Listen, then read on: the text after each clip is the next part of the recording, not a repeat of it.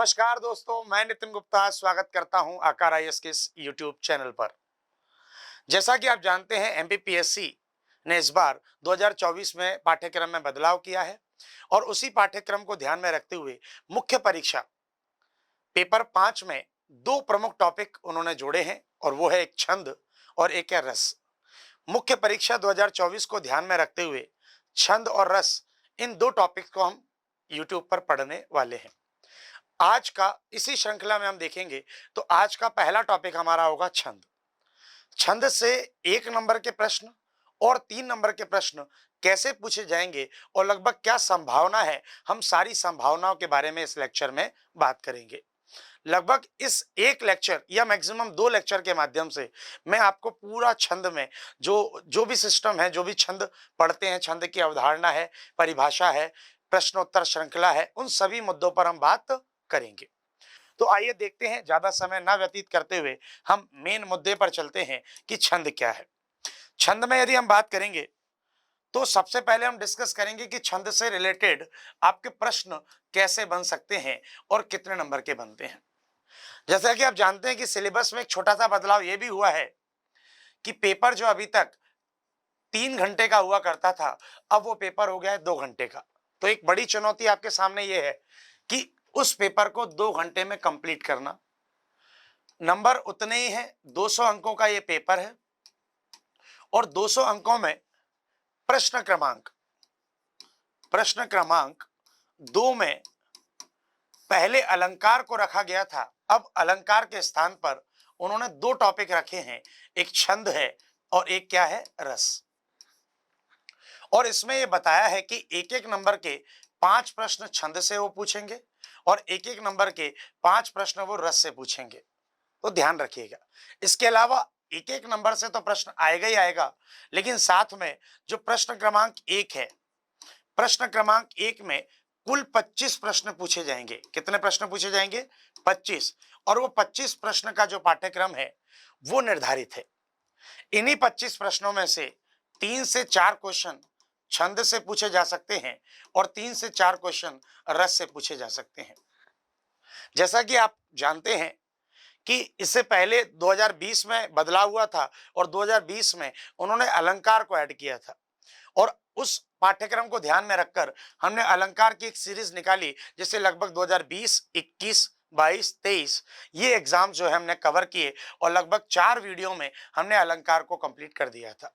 Same उसी pattern पर हम बात करेंगे किसकी? छंद की और रस की। 3 से 4 क्वेश्चन 3 नंबर में पूछे जाएंगे और 1 नंबर के 5 प्रश्न पूछे जाएंगे।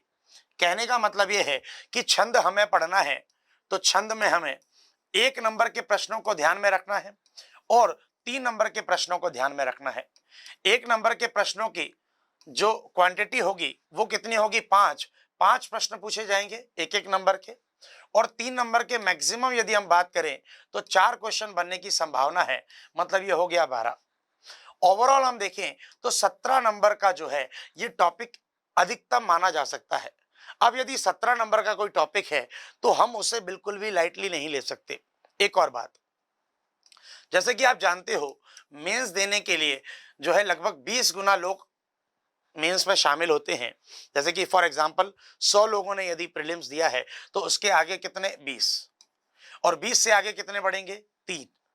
कहने का मतलब है 20 से यदि 3 लोग आगे बढ़ रहे हैं, 3 लोग इंटरव्यू के लिए जा रहे हैं, तो आप ये समझ के देखिए कि कहीं ना कहीं प्रेजेंटेशन जिनका ज्यादा अच्छा होगा, जिनकी लेखन शैली ज्यादा अच्छी होगी, वही कैंडिडेट क्या होगा? आगे बढ़ेगा। तो आपको ये ध्यान रखना है कि कोई भी बात आप जब लिख रहे हो तो लिखते समय आपको ना तो वर्तनियों की अशुद्धि करनी है, वर्तनी आपको एकदम से शुद्ध लिखनी है। इसके अलावा वर्तनी के साथ साथ आपको अपनी लेखन शैली पर भी ध्यान देना है कि आप किस प्रश्न को कैसे लिखते हैं, उसमें क्या क्या डायमेंशंस होते हैं। अब हम यहां पर छंद को 2 भागों में बांट लेते हैं, एक 1 अंक के प्रश्न और दूसरा हम देख लेते हैं कि 3 अंक के प्रश्न कैसे बन सकते हैं। चूंकि आप जानते हो कि छंद से लिमिटेड टॉपिक वो पूछेगा, सिलेबस में दे रखा है कि छंद में वो आपसे बोलेगा चौपाई से प्रश्न, सिलेबस में दे रखा है कि दोहा से प्रश्न और सोरठा से प्रश्न। इसके अलावा ध्यान रखना 3 नंबर का भी यही काम है, चौपाई, दोहा और सोरठा। मतलब सिलेबस बड़ा निर्धारित है और आप यदि पीएससी को जानते हैं तो वो लगभग सिलेबस से ही बात करता है। बहुत ज्यादा संभावना नहीं है कि दूसरे सेक्शन से या दूसरे छंद से वो क्वेश्चन पूछ ले। प्रायोरिटी ये है कि वो चौपाई से, दोहा से और सोरठा से प्रश्न पूछेगा। बशर्ते अब हमें ये काम करना है कि यदि 3 ही टॉपिक दिए गए हैं तो इन 3 टॉपिक को बहुत शानदार तरीके से कैसे तैयार करेंगे, इस लेक्चर श्रृंखला में हम देखेंगे। आप बस बने रहिएगा, इस लेक्चर श्रृंखला को कंप्लीट आप करिएगा। यदि आप मेंस दे रहे हैं तो 100% ये आपको यूजफुल होगा। इसके अलावा यदि आप तैयारी कर रहे हैं प्रीलिम्स की, मेंस की, फिर आप ये वीडियो देख रहे हैं तो भी आप ध्यान रखना, जब आप मेंस दोगे ये वीडियो बहुत कारगर साबित होगा। विश्वास से मैं ये कह रहा हूं। अब 1 नंबर का जो प्रश्न पूछा जाएगा, 1 नंबर का प्रश्न क्या हो सकता है? 1 नंबर का प्रश्न हो सकता है कि छंद का शाब्दिक अर्थ क्या है, या क्वेश्चन हो सकता है छंद का उल्लेख सबसे पहले किस ग्रंथ में मिलता है, या क्वेश्चन हो सकता है कि छंद के पहले प्रणेता कौन माने जाते हैं, या क्वेश्चन हो सकता है पिंगल मुनि के ग्रंथ का नाम क्या है, छंद का उल्लेख सबसे पहले किस ग्रंथ में मिलता है, छंद के कोई 3 भेद लिखिए।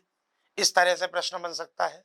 या आपसे बोल दे कि मात्राओं की गणना के आधार पर, मात्राओं की गणना के आधार पर रचे गए छंद को क्या कहते हैं? वे छंद जिसमें वर्णों की गिनती की जाती है उसे हम क्या कहते हैं? या फिर आपसे बोल दे कि दोहा में, दोहा छंद में मात्राओं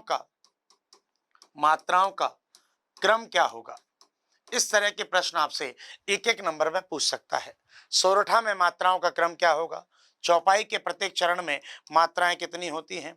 ये सब एक एक नंबर के प्रश्न हैं। इसके अलावा 1 नंबर के प्रश्न में वो छंद से कवि के नाम भी पूछ सकता है कि चौपाई से संबंधित प्रमुख 3 कवियों के नाम लिखिए। इस तरह से एक एक नंबर के प्रश्न बनेंगे। ध्यान रखना, यदि हम टॉपिक कंप्लीट करेंगे तो टॉपिक कंप्लीट करने के बाद 1 नंबर का प्रश्न का उत्तर क्या होगा और 3 नंबर के प्रश्न का उत्तर क्या होगा, इसके बारे में भी चर्चा करेंगे। टॉपिक के पहले हम ये जानेंगे कि कौन कौन से प्रश्न बनने की संभावना है, कैसे कैसे प्रश्न बन सकते हैं। क्या बोला मैंने? छंद के पहले प्रणेता आचार्य कौन है, छंद का उल्लेख सबसे पहले किस ग्रंथ में मिलता है। इसके अलावा मैंने बोला कि छंद में छंद के भेद कौन कौन से हैं, या छंद से संबंधित प्रमुख 3 कवियों के नाम लिखिए, या छंद की पहली हम कह सकते हैं, या छंद से संबंधित परिभाषाएं प्रस्तुत करने वाले कवि कौन कौन से हैं।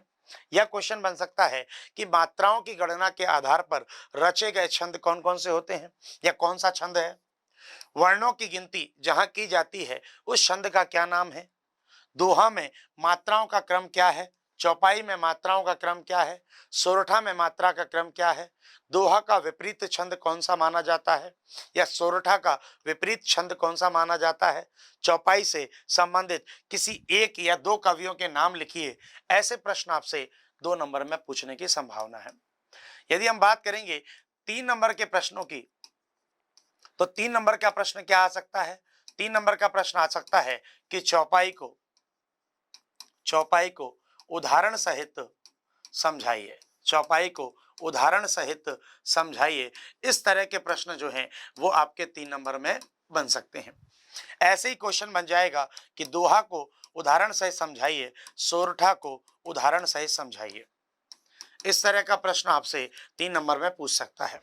इसके अलावा क्वेश्चन बन सकता है कि दोहा और सोरठा में अंतर स्पष्ट कीजिए। दोहा और सोरठा में अंतर स्पष्ट कीजिए। या आपसे प्रश्न बना सकता है कि चौपाई एवं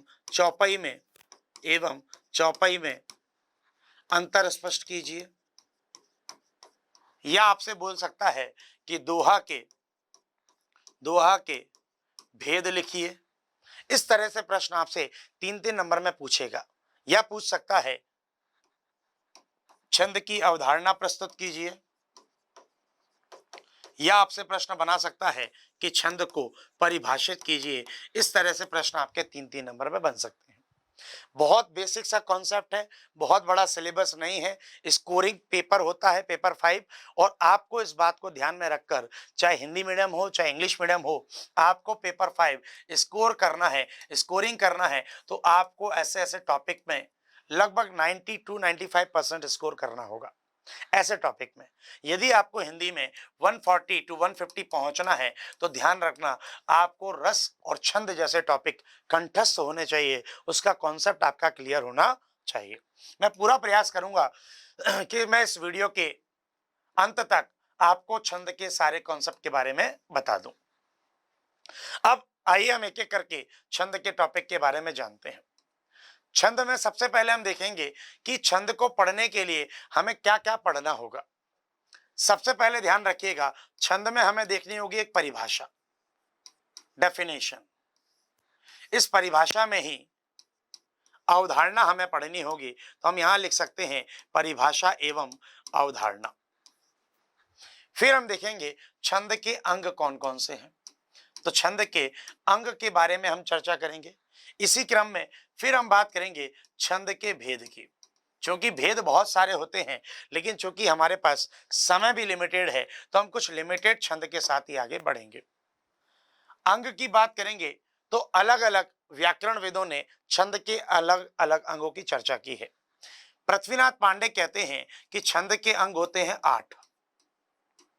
पहला अंग जिसे हम कहते हैं चरण या दल, दूसरा अंग जिसे हम कहते हैं वर्ण तथा मात्रा, तीसरा अंग जिसे हम कहते हैं संख्या और क्रम। अगला अंग मिलेगा आपको लघु एवं गुरु। सबसे इंपॉर्टेंट पार्ट यही है हमारे छंद के लिए, मध्य प्रदेश मुख्य परीक्षा के हिसाब से सबसे इंपॉर्टेंट अंग ये है। फिर आपको मिलेगा गण, फिर मिलेगा गति, फिर मिलेगा यति, और लास्ट में आपको मिल जाएगा क्या, तुक। इस तरीके से छंद के अंग कितने बताए, 8। ये ध्यान रखिएगा आप। यहीं पर हम बात करेंगे तो अगला आपको मिलेगा छंद के भेद। तो ध्यान रखिएगा, छंद के भेद होने को तो मात्रिक छंद भी है, मात्रिक छंद के अतिरिक्त वार्णिक छंद भी आपको देखने को मिलेगा। वार्णिक छंद के अतिरिक्त आपको एक मुक्त छंद भी देखने को मिलेगा, और मुक्त छंद के अतिरिक्त एक छंद मिलेगा जिसे हम कहते हैं वार्णिक वृत्त छंद।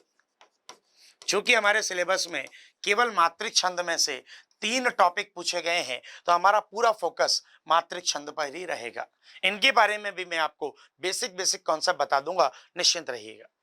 तो सबसे पहले ध्यान रखना, छंद में हमें क्या पढ़ना है, परिभाषा पढ़नी है, छंद के अंग पढ़ना पड़ेंगे, ये 1 नंबर 3 नंबर में भी पूछे जा सकते हैं। छंद के भेद पढ़ने होंगे, मात्रिक छंद सिलेबस में है, लेकिन साथ साथ बेसिक इंफॉर्मेशन हमें बाकी के छंद की भी होनी चाहिए। और मात्रिक छंद में हम कितने छंद पढ़ेंगे, चौपाई पढ़ेंगे, दोहा पढ़ेंगे और सोरठा पढ़ेंगे। अब इसके अतिरिक्त हम देखें यहां पर, तो मात्रिक छंद होता क्या है। मात्रिक छंद में बेसिकली मात्रिक छंद को 3 भागों में बांटा गया है। कितने भागों में बांटा गया है, 3। पहला जो भाग है उसे हम कहते हैं सममात्रिक। क्या नाम देते हैं, सममात्रिक देते हैं। और दूसरा जो मिलेगा उसे हम कहेंगे अर्ध सममात्रिक,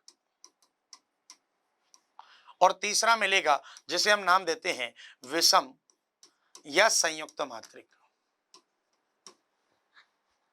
अब सममात्रिक के अंदर रखा जाता है किसको, सममात्रिक के अंदर रखा जाता है चौपाई को। चौपाई को कहां रखा जाता है, सममात्रिक, और इसमें कितनी मात्रा होती है, 16। अर्ध सममात्रिक में रखा जाता है दोहा, और दोहा में कितनी मात्रा है, 13 11।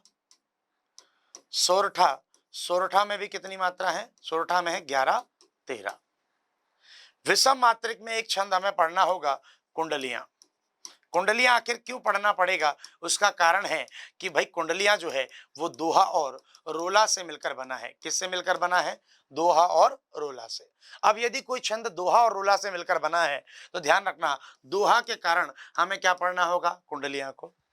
चूंकि दोहा के साथ रोला भी है, और रोला एक सममात्रिक छंद होता है, इसमें 24 मात्राएं होती हैं।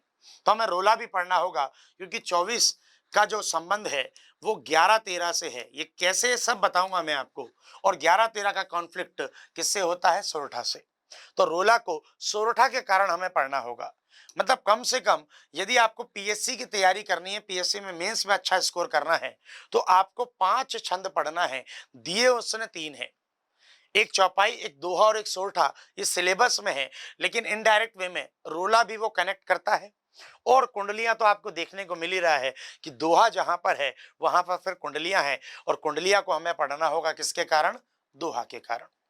क्लियर है इतना आपको? तो मैंने क्या बोला, सबसे पहले हम छंद की परिभाषा और उसकी अवधारणा पर बात करेंगे, फिर अंग पर बात करेंगे। लगभग 2 लेक्चर की ये श्रृंखला रहेगी, हम आराम से इसको कंप्लीट कर लेंगे। अब सबसे पहले हम देखेंगे कि छंद की परिभाषा क्या है, फिर अवधारणा पर आते हैं। छंद की परिभाषा जानना है तो सबसे पहले तो ध्यान रखना, छंद जो है वो चद या कहीं कहीं पर आपको मिलता है छद, धातु से मिलकर बना है। जब भी आप हिंदी में धातु शब्द सुनते हैं तो ध्यान रखिएगा, धातु का मतलब होता है क्रिया। धातु का मतलब क्या होता है? क्रिया। और इसका शाब्दिक अर्थ होगा आह्लादित, या जैसे हम कहते हैं प्रसन्न करना,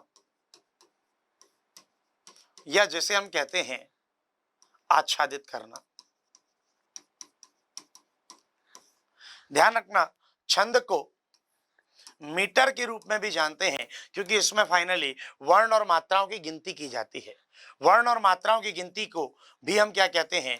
वर्ण तथा मात्राओं की गिनती को, वर्ण तथा मात्राओं की गिनती को भी हम क्या कहते हैं? छंद। मतलब छंद में हम किसको गिनते हैं? वर्णों को गिनते हैं, और किसको गिनते हैं? मात्राओं को। ये विशेष रूप से आप ध्यान रखिएगा, ये एक बेसिक कॉन्सेप्ट है।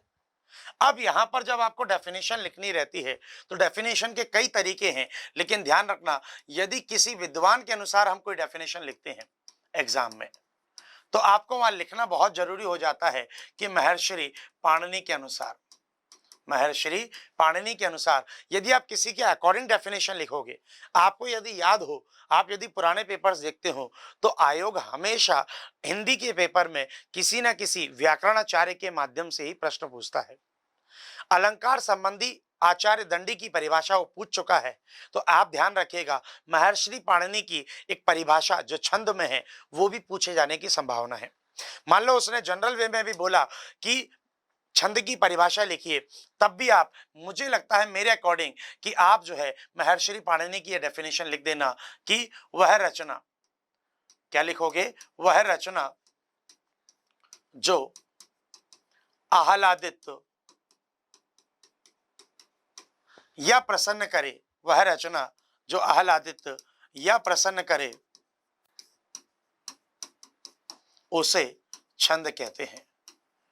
उसे छंद कहते हैं। एटलीस्ट आपको ये डेफिनेशन आना चाहिए। जब भी वो 3 नंबर में पूछेगा कि छंद किसे कहते हैं, तो 3 नंबर के लिए एक ये सार्थक परिभाषा है जो महर्षि पाणिनि ने दी है। क्या दी है? कि वह रचना जो आह्लादित या प्रसन्न करे उसे छंद कहते हैं। ध्यान रहेगा ये पॉइंट। अब यदि मान लीजिए 3 नंबर का क्वेश्चन आता है, तो साथ में आप बता दीजिए कि छंद के कोई भेद लिख दीजिए, कि छंद के मुख्यता भेद लिख दीजिए। यहाँ पर यदि 3 नंबर में पूछ रहा है तो एक डायमेंशन और ऐड कर लेना और लिख देना, छंद के मुख्यतः 2 भेद होते हैं, एक होगा वार्णिक और एक होगा मात्रिक। तो 3 नंबर में आप 2 बातें लिख दोगे, एक तो डिफाइन कर दोगे डेफिनेशन के साथ, और एक एक्स्ट्रा पॉइंट उसे क्या दे दोगे आप? भेद। तो छंद के मुख्यतः भेद कितने होते हैं? 2। संस्कृत में भी कितने होते हैं? 2। हरदेव भारी भी कितने मानते हैं? 2। तो आप डेफिनेशन के साथ भेद लिख देंगे, मुझे लगता है 3 नंबर का काम आपका आसानी से हो जाएगा। आपको 3 नंबर के लिए वहां पर कितनी लाइन मिलती हैं? 3। ये सारी की सारी बातें आपको क्लियर होनी चाहिए। तो हमने क्या देखा कि छंद की परिभाषा हो गई हमारी एक बेसिक सी। अब यहां पर छंद की अवधारणा की बात करेंगे। किसकी बात करेंगे? छंद की अवधारणा की बात करें तो सबसे पहले आपको ध्यान रखना है कि छंद का जो उल्लेख है, छंद का सर्वप्रथम, छंद का सर्वप्रथम उल्लेख, छंद का सर्वप्रथम उल्लेख आपको कहाँ देखने को मिलेगा? तो ध्यान रखना, छंद का सर्वप्रथम उल्लेख आपको मिलता है ऋग्वेद में।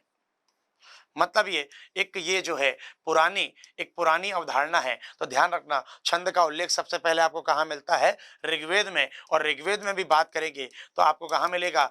10वें मंडल में। 10वें मंडल का नाम है वर्ण मंडल। क्या है? वर्ण मंडल। इस 10वें मंडल में चर्चा होती है किसकी? छंद की। तो क्या ध्यान रखोगे कि छंद का उल्लेख सबसे पहले कहाँ मिलता है? ऋग्वेद में। ध्यान रखना, 1 नंबर का प्रश्न है ये। कितने नंबर का? 1 नंबर का प्रश्न ये पूछे जा सकता है।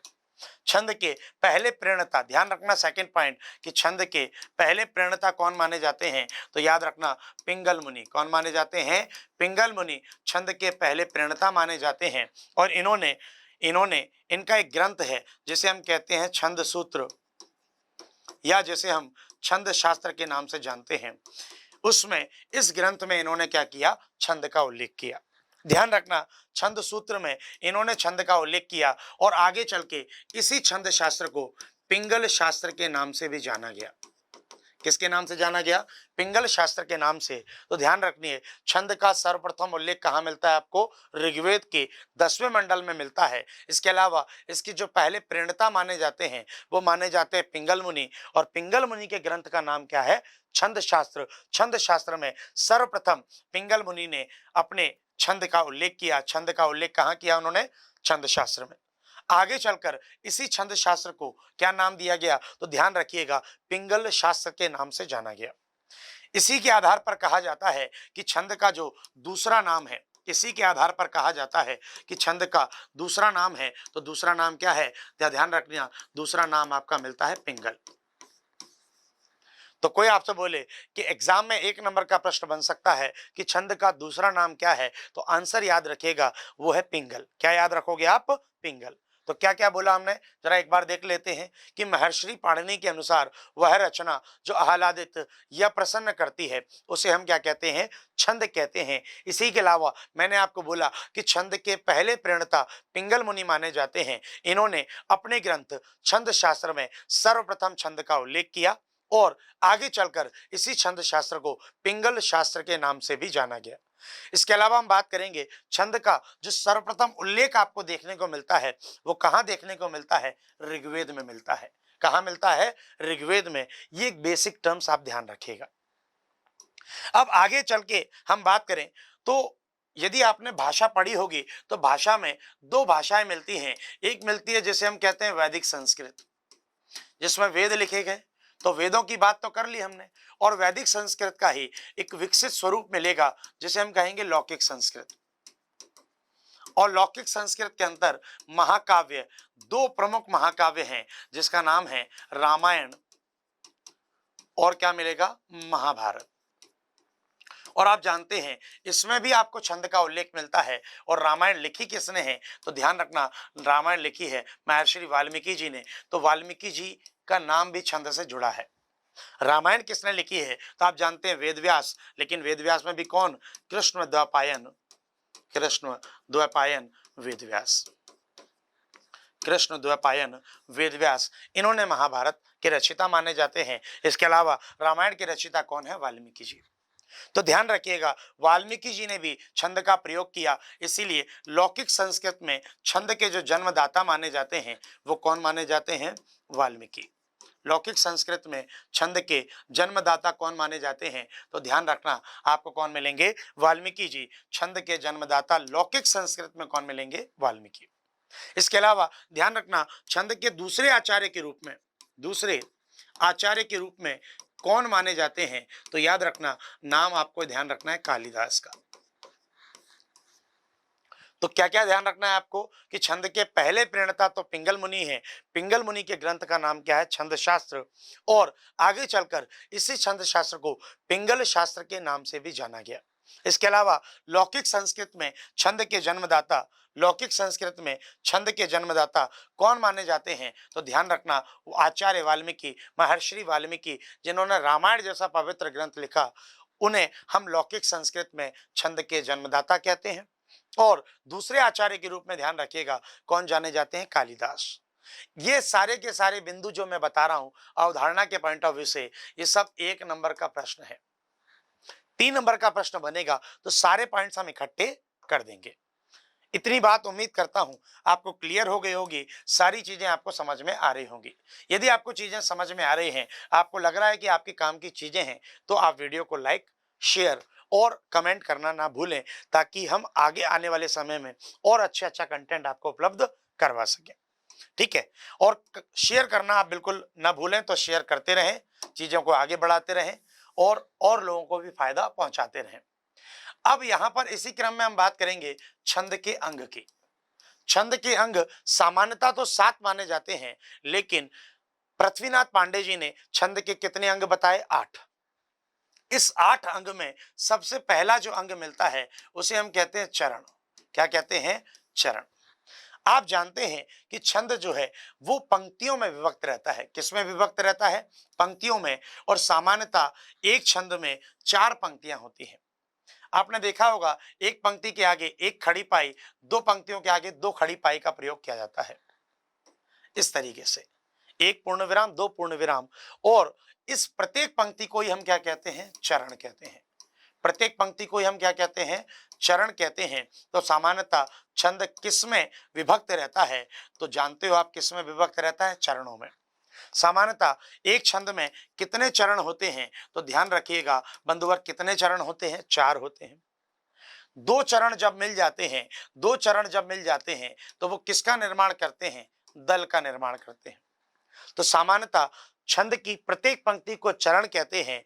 2 चरण मिलकर एक दल का निर्माण करते हैं। पहला और तीसरा जो चरण होता है उसे हम विषम चरण के नाम से जानते हैं, और दूसरा और चौथा इसे हम जानते हैं सम चरण के नाम से। कौन से चरण के नाम से? सम चरण के नाम से।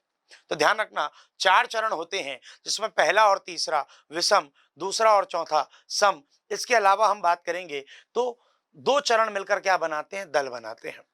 एक चरण के बाद एक पूर्ण विराम और 2 चरण के बाद 2 पूर्ण विराम चिन्ह का प्रयोग किया जाता है, या हम बोलेंगे एक खड़ी पाई या 2 खड़ी पाई का प्रयोग किया जाता है। अब ये एक एक लाइन को हम क्या कह सकते हैं? इसको हम कह सकते हैं चतुर्थांश। ये भी चतुर्थांश होगा, चौथा अंश, ये भी चतुर्थांश होगा, और सारे चार चार अंश मिलकर एक अंश बनाएंगे। मतलब 1/4, 1/4, 1/4 और 1/4 इज इक्वल टू 1। तो एक छंद का निर्माण क्या होगा? चरणों से होता है, और प्रत्येक चरण को हम क्या कहते हैं? चतुर्थांश। तो चरण का एक अर्थ हो गया चतुर्थांश। छंद के चतुर्थांश को क्या कहते हैं? चरण कहते हैं। तो ध्यान रहेगा, चरण क्या होता है, काम आएगा आगे चल के। जब हम चौपाई पढ़ेंगे तो मैं आपको बताऊंगा प्रत्येक चरण में 16 मात्राएं होती हैं। तो उसे हम क्या कहेंगे? उसे हम कहेंगे चौपाई। दोहा का मतलब है कि विषम में 13 और सम में क्या होंगी? 11। मतलब यहां पर रहेगा 13, फिर 11, फिर 13 और 11, तभी तो 13-11 का कॉम्बिनेशन होगा। सोरठा का मतलब होगा 11, 13, 11, 13। तो ये जो सारा सिस्टम है, इसको समझने के लिए हमें क्या आना चाहिए? चरण आना चाहिए। तो मैंने आपको क्या बताया कि सामान्यतः एक छंद में कितने चरण होते हैं? तो ध्यान रखना 4 चरण होते हैं, लेकिन अपवाद भी है। लेकिन ध्यान रखना, अपवाद भी है। और अपवाद कितने चरणों से मिलेगा? 6 चरण। और 6 चरण का अपवाद जो मिलेगा वो आपको मिलेगा कुंडलियां। कुंडलियां और एक छंद होता है छप्पय। इन दोनों में ही 6-6 चरण होते हैं। लेकिन सामान्यतः कितने चरण मिलते हैं दोस्तों? तो ध्यान रखना 4 चरण मिलते हैं। कितने मिलते हैं? 4 चरण मिलते हैं। तो उम्मीद करता हूं ये चीज क्लियर हो गई होगी कि छंद जो है चरणों में विभक्त रहता है। सामान्यतः 4 चरण, जबकि अपवाद के रूप में 6 चरण भी आपको मिलते हैं। 6 मिलते हैं कुंडलियां और छप्पय में, और 4 मिलते हैं आपको जनरली जितने भी छंद है उसमें। पहला और तीसरा होगा विषम, और दूसरा और चौथा क्या होगा? सम चरण होगा। इसके अलावा हम बात करेंगे तो 2 चरण मिलकर क्या बनाते हैं? एक दल का निर्माण करते हैं। अगले अंग की ओर चलेंगे तो अगला अंग मिलेगा आपको वर्ण, और इसी में आपको एक अंग मिल जाएगा मात्रा। ध्यान रखना, वर्ण का मतलब होता है ध्वनि का लिखित रूप। तो ध्वनि के लिखित रूप को क्या कहते हैं दोस्तों? वर्ण कहते हैं। ये ध्यान रखिएगा। मात्रा की बात करेंगे तो मात्रा, ध्यान रखना, किसी भी वर्ण के उच्चारण में या ध्वनि के उच्चारण में लगने वाले समय को हम क्या कहते हैं? मात्रा। और मात्रा होती क्या है? ध्यान रखना, मात्रा जो है वो स्वरों के चिन्ह को भी कहते हैं। स्वरों के वे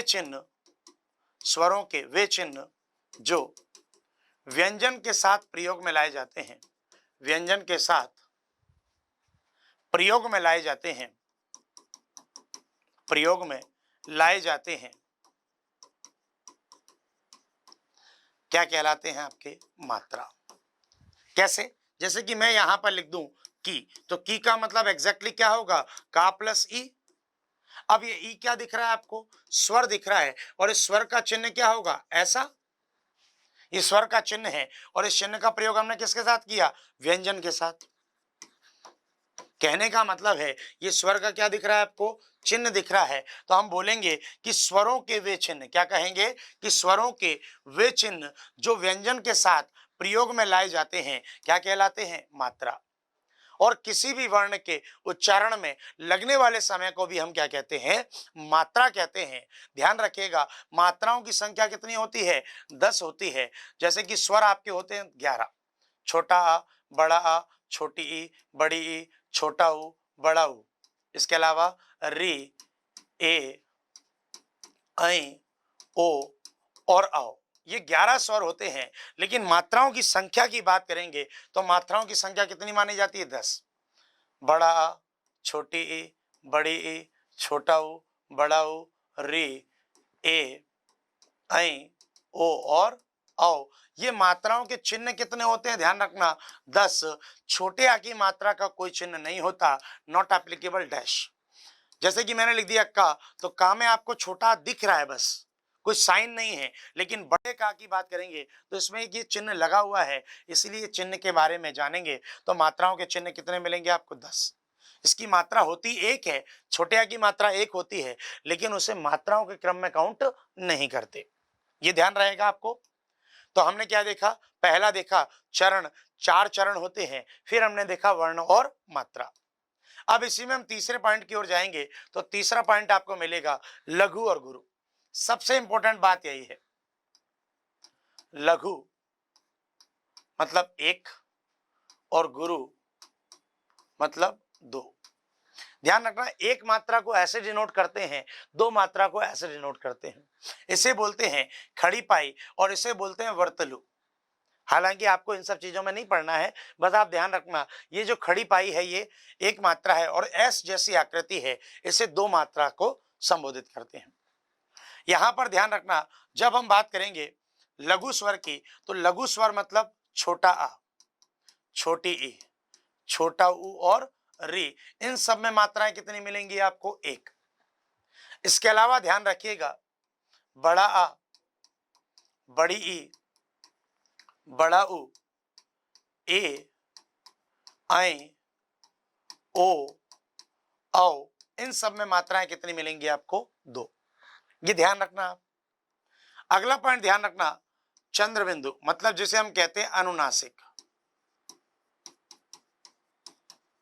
अनुनासिक का मतलब होता है चंद्र बिंदु। चंद्र बिंदु आती है तो मात्रा कितना होगा? 1।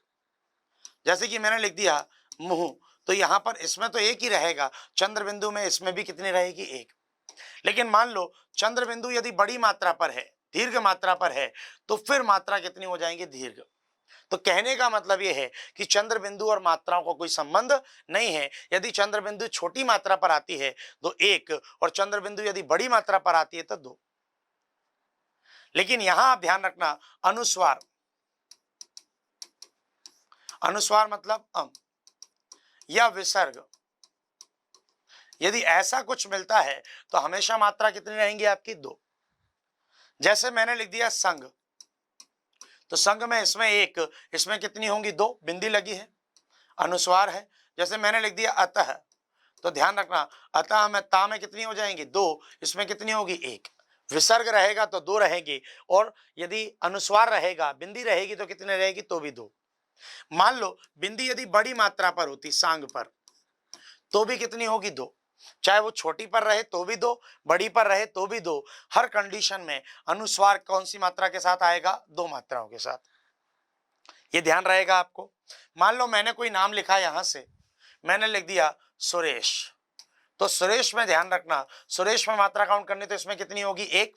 अब चूंकि ए लगा हुआ है, ए की मात्रा कितनी होती है? दो, तो इसमें कितनी हो जाएंगे? दो, और छोटा हुआ तो कितना हो जाएगा? एक।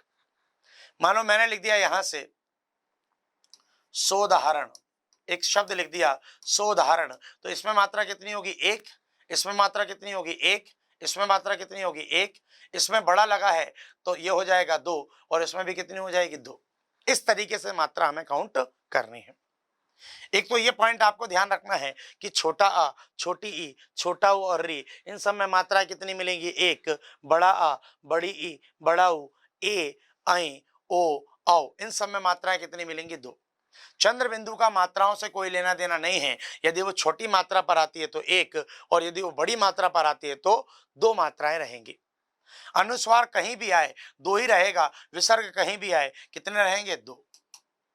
अब इसके अलावा तीसरा पॉइंट आप ध्यान रखना, मात्राओं में ही संयुक्ताक्षर। संयुक्ताक्षर कितना होगा? एक होगा। लेकिन संयुक्ताक्षर के पहले, या जिसे हम कहते हैं पूर्ववर्ती, वो कितना हो जाएगा? दो। ध्यान रखना, फिर से बोल रहा हूं मैं, संयुक्ताक्षर कितना होगा? एक, और संयुक्ताक्षर के पहले वाला कितना होगा? दो। कैसे? देखो जरा इसको। जैसे कि मैंने लिख दिया सत्य, फॉर एग्जाम्पल, तो सत्य में ये क्या है? संयुक्ताक्षर है, तो संयुक्ताक्षर है तो कितना होगा? एक, और संयुक्ताक्षर के पहले वाला कितना हो जाएगा? दो। मैंने क्या बोला? संयुक्ताक्षर वाला क्या होगा? एक, और संयुक्ताक्षर के पहले क्या लिखा है? सा, तो ये पूर्ववर्ती वर्ण क्या हो जाएगा? दो। तो सत्य में ओवरऑल मात्रा कितनी होंगी? तीन। मान लो यहीं पर मैंने लिखा अत्यंत, मात्रा हमेशा पीछे से काउंट करोगे तो ज्यादा बेहतर रहेगा। काउंट करेंगे तो कितना होगा? एक, है ना? ध्यान रखना, संयुक्त वर्ण है। अब संयुक्त के पहले वाला भी क्या हो जाएगा? डबल। अब एक बार डबल हो गया तो हो गया, इसके कारण ये डबल हुआ, लेकिन हमने देखा ये भी संयुक्त है, तो ध्यान रखना, डबल हो गया तो हो गया, क्योंकि इसका नियम इसके साथ लगेगा तो ये डबल होगा। अब यूं नहीं कि ये संयुक्त है तो एक ही होना चाहिए, इसके कारण डबल हुआ है तो डबल हो गया। अब इसके पहले वाला भी क्या हो जाएगा? डबल। ध्यान से देखना एक बार, है ना? अत्यंत को आप ध्यान रखना, इसमें कितनी मात्रा होगी? एक, क्योंकि संयुक्त है। संयुक्त के पहले वाला क्या हो जाएगा? दो। यदि किसी मात्रा में, किसी वर्ण में दो मात्राओं की संभावना है तो फिर उसमें दो मात्रा ही रहेंगी। हमने देखा ये भी संयुक्त है, अब वो डबल तो हो गया, इसके पहले वाला होगा वो भी क्या हो जाएगा? डबल। मान लो सत्या लिखा होता, क्या लिखा होता? सत्या, तो संयुक्त कितना होना चाहिए था? एक, लेकिन चूंकि बड़ी मात्रा लगी है तो कितना हो जाएगा? दो, और इसके पहले वाला भी कितना हो जाएगा? दो, क्योंकि संयुक्त के पहले वाला नियम तो लगेगा ही लगेगा। तो थोड़ा सा ध्यान से देखेंगे, बहुत ज्यादा कॉम्प्लिकेटेड नहीं है, बहुत सिंपल सा फंडा है कि संयुक्ताक्षर यदि आपको मिलता है, क्या मिलता है? संयुक्ताक्षर यदि आपको मिलता है तो संयुक्ताक्षर कितना रहेगा? एक रहेगा। संयुक्ताक्षर के पहले वाला कितना होगा? तो ध्यान रखना कितना होगा? दो होगा। संयुक्ताक्षर मतलब ये हो जाएगा एक, और संयुक्ताक्षर के पहले वाला क्या हो जाएगा आपका? दो। संयुक्ताक्षर कितना होगा? एक, उसके पहले वाला कितना होगा? दो, इसके पहले वाला भी कितना होगा? दो। मान लो यहां से हम एक और पॉइंट की बात करें, यहां से हम एक और पॉइंट की बात करें, तो हमने लिखा कक्ष, तो ध्यान रखना कक्ष में ये संयुक्त है, तो संयुक्त है तो कितना होगा? एक, और संयुक्त के पहले वाला कितना हो जाएगा? दो। बोले साहब छ कहां से संयुक्त हो गया? तो छ, त्र, ज्ञ, श्र, ये सब संयुक्त होते हैं, इन सब में एक एक मात्रा होगी। ये संयुक्त है, का प्लस शा का रूप है, त्रा का मतलब है ता प्लस रा, ज्ञा का मतलब है जा प्लस इया, और श्रा का मतलब है शा प्लस रा। तो ध्यान रखना ये जो कॉम्बिनेशन आपको दिख रहा है, ये कॉम्बिनेशन संयुक्त वर्णों का है। तो संयुक्त में कितना होगा? एक, और संयुक्त के पहले वाले में कितना होगा? दो। मान लो मैंने एक शब्द लिखा मृत्युंजय। अब मृत्युंजय में मात्रा काउंट करते हैं हम, इसमें कितनी होगी? एक मात्रा। ये संयुक्त है तो कितना होगा? एक। इसमें डबल मत कर देना, संयुक्त एक ही होता है, और संयुक्त के पहले वाला कितना हो जाएगा? दो। अब ये भी संयुक्त है तो इसके पहले वाला भी क्या हो जाएगा? दो। मान लो मैंने लिख दिया सूर्य प्रताप, या सूर्य प्रकाश लिख दिया। तो सूर्य प्रकाश में यदि हम मात्रा देखें तो इसमें कितना होगा 1, इसमें कितना होगा 2। अब ये संयुक्त है तो कितना होगा 1, संयुक्त 1 होगा, संयुक्त के पहले वाला क्या हो जाएगा 2। अब ये भी संयुक्त है तो इसके पहले वाला भी क्या होगा 2, वो ऑलरेडी डबल ही था। तो ये मात्राओं का क्रम है। उम्मीद करता हूं आपको ये चीजें क्लियर हुई होंगी, और क्लियर हुई हैं तो आपको बताना है, नहीं हुई है तो भी आपको बताना है, ताकि हम अगले वीडियो में उसका समाधान कर दें। आपको कमेंट दोनों परिस्थिति में करना है, अच्छा लगा या नहीं लगा, दोनों कंडीशंस में आपको करना है। कोई चीज नहीं समझ में आई है तो आप पूछ सकते हैं, कोई चीज आ गई है तो आप बता सकते हैं कि साहब आ गई समझ। ऐसे ही मान लीजिए आपने एक शब्द लिखा स्वास्थ्य, स्वास्थ्य लिख दिया। अब ये संयुक्त है, पूरा संयुक्त है तो 1 ही होगा, और इसके पहले वाला क्या हो जाएगा, ध्यान रखना 2, वो तो ऑलरेडी डबल था। स्वास्थ्य देखने को बहुत बड़ा शब्द है, लेकिन है 2 ही, 2 मतलब 3 मात्रा रहेंगी। कितनी मात्रा रहेंगी, 3। ऐसे ही मान लीजिए आपने लिख दिया उज्जवल। अब उज्जवल में हम जानते हैं कि इसमें तो 1 ही होगा, ये 2 आधे जाके साथ है तो क्या हुआ, है तो संयुक्त ही, तो 1 ही रहेगा, और इसके पहले वाले उ में क्या हो जाएगा 2। तो उज्जवल में कितनी मात्रा मिलेंगी आपको, उज्जवल में मात्राएं मिलेंगी कितनी, 4। ऐसे ही मान लीजिए एक शब्द लिख दिया आदत सा आदत्रा यू और चित, ऐसा कुछ लिखा हुआ है स्त्री उचित। तो स्त्री चित में ध्यान रखना, इसमें कितना होगा 1, इसमें कितना होगा 1, और इस पूरे में कितना होगा, तो ध्यान रखना इसमें भी 1 ही होगा। क्यों होगा 1, क्योंकि संयुक्त है, और संयुक्त में छोटा उ लगाया तो 1 ही मात्रा होगी। आपको यदि बात समझ में नहीं आई है तो आप बिंदास बताना, आपको फिर से अगले वीडियो में बता दी जाएगी, पर अब हमें आगे बढ़ना पड़ेगा। तो हमने कितने अंग देख लिए, 3 अंग देख लिए।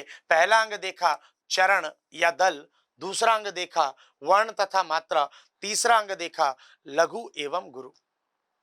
अब चौथा अंग की ओर बढ़ते हैं, तो चौथा अंग आपको मिलेगा संख्या और क्रम, संख्या और क्रम। हो सकता है अंग के ऊपर नीचे हो गए हो, लेकिन कोई इश्यू नहीं है। अगला देखेंगे संख्या और क्रम। अब संख्या क्या होती है, संख्या होती है वर्ण और मात्राओं को जो गिनते हैं, वर्ण और मात्राओं को गिनना क्या कहलाता है, आपका संख्या। भाई जैसे कोई चरण है, 24 मात्रा है, 16 मात्रा है, तो इनको गिनना क्या कहलाएगा, तो ध्यान रखना गिनना क्या कहलाएगा, आपका संख्या। क्रम की बात करेंगे तो वर्ण तथा मात्राओं की व्यवस्था, वर्ण तथा मात्राओं की व्यवस्था को हम क्या कहते हैं, तो ध्यान रखना उस व्यवस्था को हम क्या कहते हैं, क्रम कहते हैं, और गिनने को हम क्या कहते हैं, संख्या। व्यवस्था क्या होती है, जैसे कि मान लो हमने बात की रोला की, रोला में होती है 24 मात्राएं, लेकिन 24 मात्राओं का क्रम यह है कि 11 13 मिलेगा, ये क्रम है। 24 मात्राओं को हमें तोड़कर बोलना है 11 13 पर, और इसी क्रम में अंत में आपको मिलेगा लघु लघु और गुरु गुरु। ये सब क्या है, जब हम छंद के भेद पढ़ेंगे तब आपको क्लियर हो जाएगा। अगले लेक्चर में सारी बातों पर हम प्रकाश डालेंगे। ध्यान रखना संख्या क्या है, क्रम क्या है, ये आपको बता दिया। वर्ण और मात्राओं की गिनती को हम क्या कहते हैं, संख्या कहते हैं। वर्ण तथा मात्राओं की व्यवस्था को हम क्या कहते हैं, क्रम कहते हैं। जैसे मान लो रोला में 24 मात्रा है, तो वहां पर जो क्रम मिलेगा वो क्रम मिलेगा 11 13 का। क्रम किसका मिलेगा, 11 13 का, और अंत में मिलेगा लघु लघु या गुरु गुरु। ये छंद का क्रम है। इस क्रम को हम ठीक से पढ़ेंगे जब हम रोला, चौपाई, दोहा, सोरठा ये सब पढ़ेंगे तब। अगला देखो, अगली बात करेंगे तो अगला आपको 5वां अंग मिलेगा, जैसे हम कहेंगे गण। ध्यान रखना गण का मतलब होता है 3 वर्णों का समूह। गण का मतलब क्या होता है, 3 वर्णों के समूह को हम क्या कहते हैं, गण कहते हैं। गण कितने हैं, 8 हैं। और ध्यान रखना गणों के निर्धारण के लिए सूत्र किसने दिया, आचार्य भरत मुनि ने सूत्र दिया है। अब ये गण क्या है, धीरे धीरे आपको समझ में आएगा। जो पहली बार इन चीजों से मुखातिब हो रहे हैं वो परेशान मत होना, वीडियो के अंत तक आपको बहुत सारी चीजें क्लियर होंगी, बहुत सारे कॉन्सेप्ट आपको क्लियर होंगे। क्या बोला मैंने, 3 वर्णों के समूह को क्या कहा जाता है, गण कहा जाता है। इसके अलावा मैंने आपको बोला कि यहाँ पर गणों की संख्या कितनी मानी जाती है, 8, और गणों के निर्धारण के लिए आचार्य भरत मुनि ने सूत्र दिया। अब वो सूत्र क्या है उसको करते हैं कंप्लीट। सूत्र है या माता राजभानस लगा, राजभानस लगा। ये एक सूत्र है, इसको मैंने तोड़कर क्यों लिखा इसको बता दूंगा, एक साथ आपको ध्यान रखना है। इस लगा को कहते हैं दशाक्षर 1 नंबर के प्रश्न के हिसाब से ध्यान रखना। क्यों कहते हैं सब बताऊंगा, फिलहाल आप ध्यान रखना कोड क्या है एक बार बोल लीजिए, है ना। यह माता राजभानस लगा, तो ध्यान रखिएगा या से क्या बनेगा आपका गण, या गण। कुछ नहीं करना है, पहला अक्षर उठाना है और साथ में क्या जोड़ना है, गण। माँ से क्या बन जाएगा, मागण मत कर देना, बस पहले अक्षर में आपको माँ उठाना है, तो मगण। ता से क्या बन जाएगा, तगण। रा से क्या बन जाएगा, रगण। जा से क्या बन जाएगा, ध्यान रखिएगा, जगण। भा से क्या बन जाएगा, भगण। ना से क्या बन जाएगा, नगण। और सा से क्या बन जाएगा आपका सगण। गण कितने होते हैं, 8 हो गए, 8। यगण, मगण, तगण, रगण, जगण, भगण, नगण और सगण। ठीक है बोले साहब। अब इसका क्या करें, अब इसके हम क्या करेंगे, कोड बिठाएंगे। कोड कैसे बनेगा, मुझे यगण को काउंट करना है, तो मैं क्या बोल रहा हूं आपको कि 3 वर्णों का समूह, मतलब यगण के लिए मुझे या से लेकर कहां तक जाना होगा, ता तक।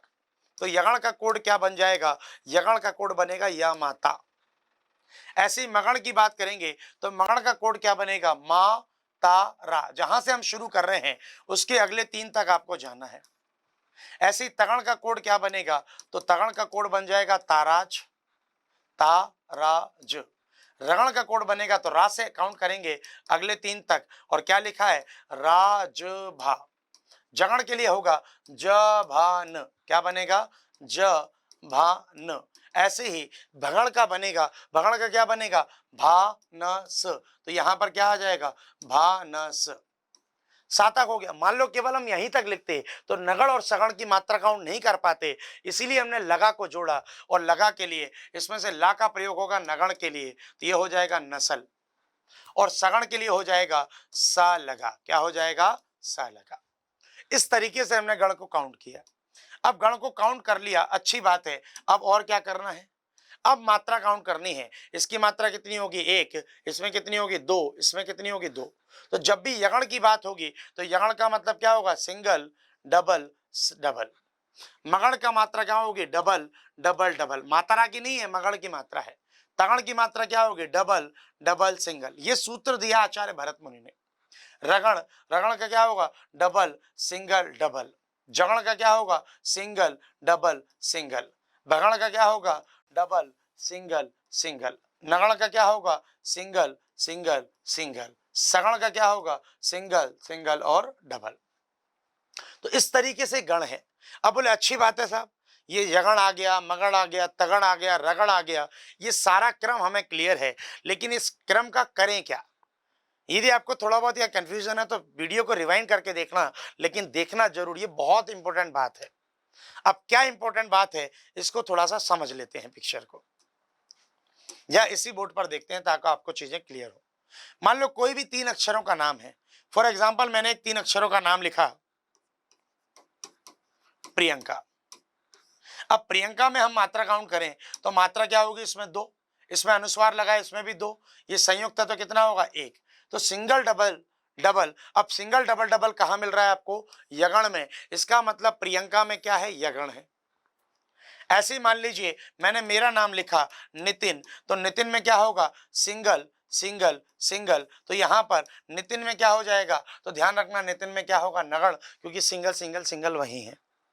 ऐसे ही मान लीजिए मैंने एक और कोई नाम लिख दिया, मैंने लिख दिया सुरेश, तो सुरेश में क्या होगा, 1, 2, 1। तो सुरेश में सिंगल, डबल, सिंगल, और सिंगल, डबल, सिंगल क्या होगा, जगण। तो ये जो क्रम है, 3 वर्णों के समूह को हम क्या कहते हैं, गण कहते हैं, वहां प्रयोग होगा। कैसे प्रयोग होगा, जरा एक नजर मार लीजिए, इधर देख लीजिए। चौपाई में क्या होगा, चौपाई में 16 मात्रा होती है, प्रत्येक चरण में 16 मात्रा होंगी, लेकिन ध्यान रखना अंत में जगण और तगण आना क्या है, वर्जित है। जगण और तगण जो है चौपाई के अंदर नहीं रखा जाता। जगण का क्या मतलब है, देखो जरा, जगण का मतलब है सिंगल डबल सिंगल और तगण का मतलब है डबल डबल सिंगल। ये दो क्रम आपको लास्ट में नहीं मिलेंगे चौपाई में। इसका मतलब है सिंगल डबल सिंगल, इसका मतलब है डबल डबल सिंगल। अब यहां से मान लीजिए मैंने लिखा एक एग्जाम्पल, आपको पता है कि चौपाई है, पूरी दुनिया जानती है कि यही चौपाई है। जय हनुमान ज्ञान गुण सागर। हमने क्या लिखा? जय हनुमान ज्ञान गुण सागर। एक लाइन हमने लिख दी। अब इसमें आप मात्रा काउंट करोगे तो एक एक एक एक दो एक दो एक एक एक दो एक एक। आपको कुछ नहीं देखना है, पहले तो काउंट करना है। 1 2 3 4 6 7 9 10 11 12 14 15 16। तो प्रत्येक चरण में, मतलब चरण में कितनी मात्रा हो गई? 16। आपको क्या बोला कि अंत में ना तो जगण मिलेगा ना क्या मिलेगा, तगण। आप देखो अंत में आपको मिल रहा है क्या? सागर, और सागर में है डबल सिंगल सिंगल, मतलब ये है भगण। क्या है ये? भगण है। आप देखोगे भगण का मतलब क्या होता है? Double single single. और भगण आ सकता है लेकिन जगण और तगड़ नहीं आ सकता, इसके अलावा कुछ भी आ सकता है। चौपाई के अंत में जगण और तगड़ नहीं आएगा, इसलिए हम पढ़ रहे हैं। जब हम चौपाई पढ़ेंगे तो चौपाई में आपको बोला जाएगा कि चौपाई क्या है। इसकी परिभाषा बनाने के लिए हमें इन पॉइंट्स, इन तथ्यों की जानकारी होना बहुत जरूरी है, इसलिए हम गढ़ पढ़ रहे हैं। ध्यान रखना, कोई भी ऐसा मुद्दा आपको नहीं बताऊंगा जो आपके एग्जाम से रिलेटेड ना हो। तो आपके सारे मुद्दे वही होंगे जो आपके एग्जाम से जुड़े होंगे, आपके एग्जाम से रिलेटेड होंगे। आपका ये लेक्चर एमपीपीएससी बेस्ड मुख्य परीक्षा से संबंधित है, और जो मुख्य परीक्षा देने की इच्छा रखता है या आने वाले समय में इच्छा रखने वाला है, या जो इस बार जो 21 अक्टूबर से पेपर होने वाला है उस पेपर के लिए तैयारी कर रहा है, तो ये लेक्चर आपके लिए बहुत इंपॉर्टेंट है यदि आपने टॉपिक नहीं पढ़ा है तो। क्लियर है? तो हमने कितने अंग देख लिए? 5। चरण या दल। दूसरा अंग देखा वर्ण तथा मात्रा। तीसरा अंग देखा लघु एवं गुरु। चौथा अंग देखा संख्या और क्रम। पांचवा अंग देखा गण। छठवां अंग ध्यान रखना, छठवां अंग आपको मिलेगा गति। क्या मिलेगा? गति। गति का अर्थ होता है छंद को पढ़ने के दौरान, छंद को पढ़ने में जो प्रवाह उत्पन्न होता है, पढ़ने में जो प्रवाह उत्पन्न होता है, प्रवाह मतलब एक तरीके से लय, एक स्पीड, उसे हम क्या कहते हैं? उसे हम कहते हैं गति। यति क्या होता है? यति का मतलब होता है छंद को पढ़ने के दौरान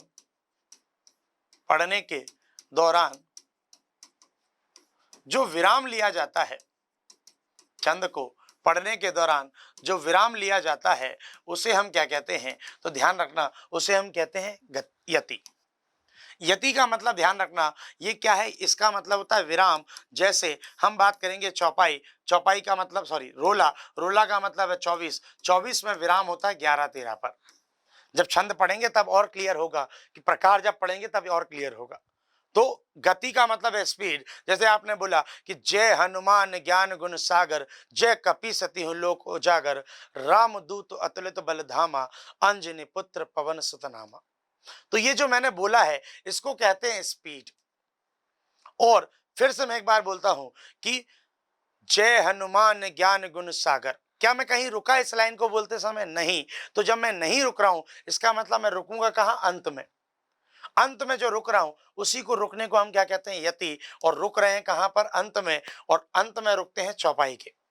चौपाई का अर्थ होता है प्रत्येक चरण में 16 मात्रा होती है, यति का प्रावधान अंत में मिलता है। मतलब 16 मात्रा खत्म होने के बाद ही रुकना है, बीच में रुकने का कोई प्रावधान नहीं है। जैसे आपको बोल दिया कि जय हनुमान, फिर रुक गए, ज्ञान गुण, फिर रुक गए, फिर आपने आगे बोला, तो ये गलत तरीका है। इस छंद को पढ़ने का तरीका क्या है कि इस पूरी चौपाई की एक लाइन को आपको एक सांस में बोलना है कि जय हनुमान ज्ञान गुण सागर। क्या बोलना है आपको? जय हनुमान ज्ञान गुण सागर, जय कपि सती हूँ लोक उजागर, राम दूत अतुलित बल धामा, अंजनी पुत्र पवन सुत नामा। इस तरीके से आपको पढ़ना है, और उसी पढ़ने के तरीको हम क्या कहते हैं? यति। इसी क्रम में अगला मुद्दा मिल जाएगा जिसे हम कहेंगे तुक। क्या कहेंगे? तुक। तुक आप जानते हो, तुक का मतलब होता है वर्णों की आवृत्ति। कोई भी गाना ले लो, चौपाई, रोला, रूपमाला, दिक्पाल, जो भी आप कोई रचना पढ़ोगे उसमें तुक अनिवार्य रूप से मिलेगी। और इसीलिए तुक को ध्यान रखना, छंद शास्त्र की ध्यान रखना, क्या कहते हैं, आत्मा कहते हैं। ये भी एक नंबर का पॉइंट है। तो ध्यान रखिएगा क्या बोला मैंने, तुक को छंद शास्त्र की आत्मा, और तुक का अर्थ होता है वर्ण तथा मात्राओं की गिनती को हम क्या कहते हैं, तुक कहते हैं। अब सॉरी, वर्ण तथा मात्राओं की गिनती नहीं, वर्णों की आवृत्ति को हम क्या कहते हैं, तुक कहते हैं। वर्णों की आवृत्ति को क्या कहा जाता है, तुक। कैसे? जैसे मैंने बोला, जय हनुमान ज्ञान गुण सागर, जय कपीस तिहुँ लोक उजागर। तो ऊपर रा, नीचे रा, ये तुक है। या फिर आप कोई गाना ले लो, जैसे जनरली बोलते हैं कि एक काम कर तू लॉक कर, ये भी तुक है, रा रा। या मैंने बोला, जय हनुमान ज्ञान गुण सागर, जय कपीस तिहुँ लोक उजागर, राम दूत अतुलित बल धामा, अंजनी पुत्र पवन सुत नामा। तो राम दूत अतुलित बल धामा मा, और अंजनी पुत्र पवन सुत नामा, अंत में वर्णों की आवृत्ति है, इसीलिए उसे हम क्या कहते हैं, तुक कहते हैं। क्या कहते हैं, तुक। तो आपको सारी बातें समझ में आई। छंद क्या है, छंद के अंग क्या है, छंद के अंग कितने पढ़ लिए हमने, 8 पढ़ लिए।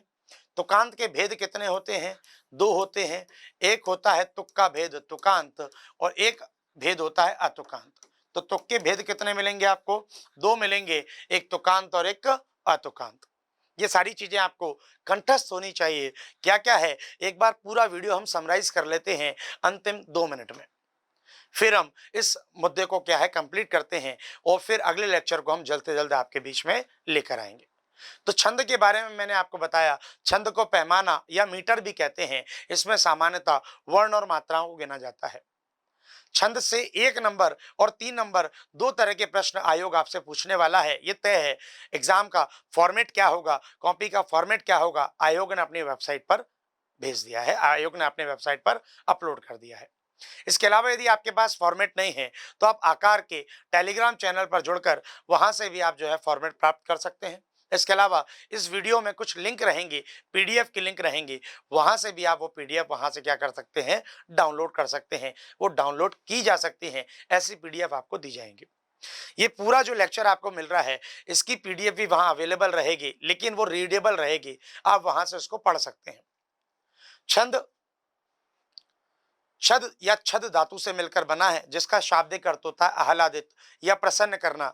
छंद के पहले प्रणेता पिंगल मुनि माने जाते हैं। इन्होंने अपने ग्रंथ छंद शास्त्र में सर्वप्रथम छंद का उल्लेख किया। किसका उल्लेख किया, सर्वप्रथम छंद का उल्लेख किया। ये बातें मैंने आपको बताई।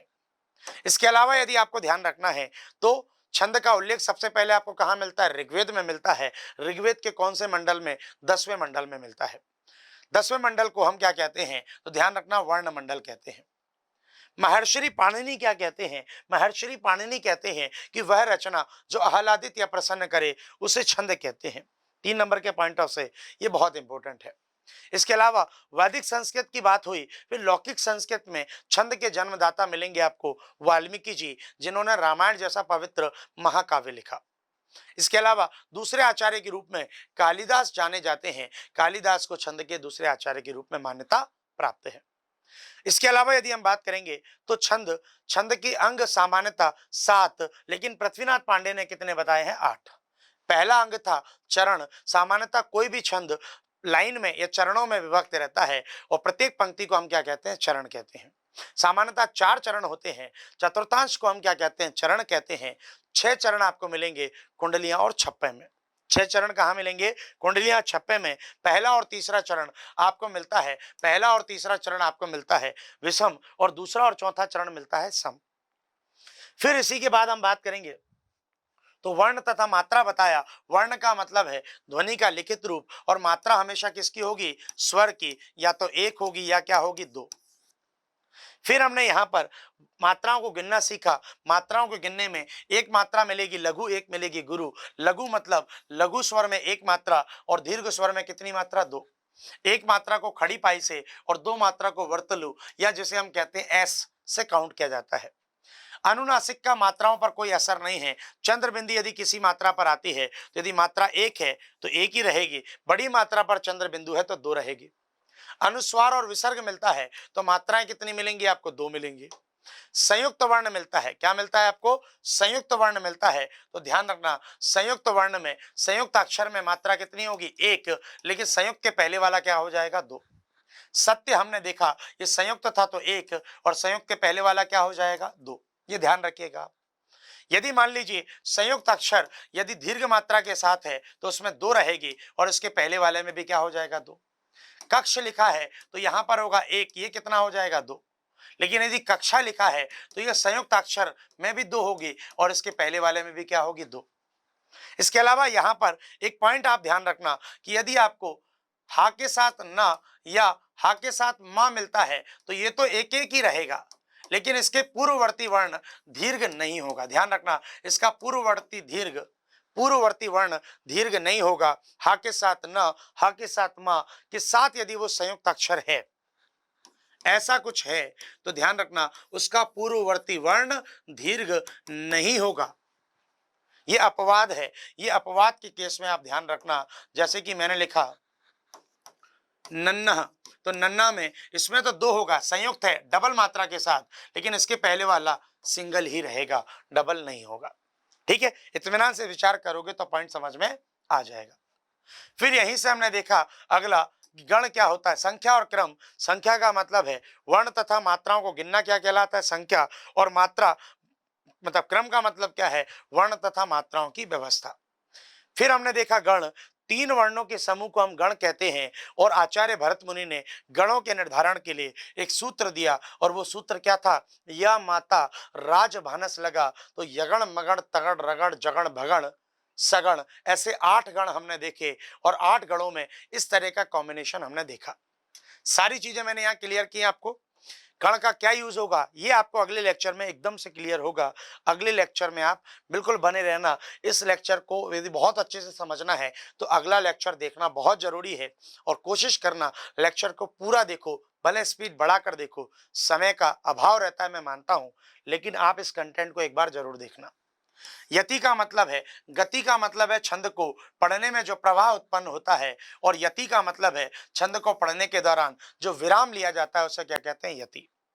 तुक के बारे में आप जानते हो, तो तुक का मतलब क्या होता है? तो ध्यान रखना, तुक का यहां पर अर्थ होगा कि तुक का अर्थ होता है वर्णों की आवृत्ति। तुक का मतलब क्या होता है? एक बार और देख लीजिए, तुक को हम कहते हैं वर्णों की आवृत्ति को, वर्णों की आवृत्ति को क्या कहते हैं? तुक कहते हैं। इसके 2 भेद होते हैं, एक मिलता है तुकांत और एक मिलता है आतुकांत। तुकांत मतलब जिसके अंत में तुक मिल जाए, वर्णों की आवृत्ति मिल जाए, उसे तुकांत कहते हैं, और ना मिले तो क्या कहते हैं? आतुकांत। इसको छंद शास्त्र की आत्मा कहा जाता है। छंद शास्त्र की क्या कहा जाता है? ध्यान रखना, छंद शास्त्र की क्या कहा जाता है? आत्मा। ये पॉइंट आपको ध्यान रखना है। अब जय हनुमान ज्ञान गुण सागर, अंतिम में क्या मिला? रा मिला। जय कपि सति लेव को जागर, ये जो अंत में वर्ण मिल रहे हैं इसी को हम कहते हैं तुक। और तुक का कौन सा भाग मिलेगा? ये तुकांत वाला। ये पॉइंट आप ध्यान रखिएगा। सारी चीजें उम्मीद करता हूं आपको क्लियर होगा। एक बार आपको यदि वीडियो समझ में आ गया है तो मेरा फिर से आपसे विशेष आग्रह है कि वीडियो को ज्यादा से ज्यादा शेयर करें, कमेंट करें, लाइक करें, और जो है बस मुस्कुराते रहें, हंसते रहें और सारी चीजों को पढ़ते रहें। तो आज के सेशन में हम इतना रखेंगे। अगले सेशन में हम छंद को कंप्लीट कर देंगे और कुछ मॉडल क्वेश्चंस पर हम चर्चा, मॉडल आंसर पर हम क्या करेंगे? कुछ चर्चाएं करेंगे। तब तक के लिए खुश रहो, मस्त रहो। जय हिंद प्यारे साथियों, धन्यवाद।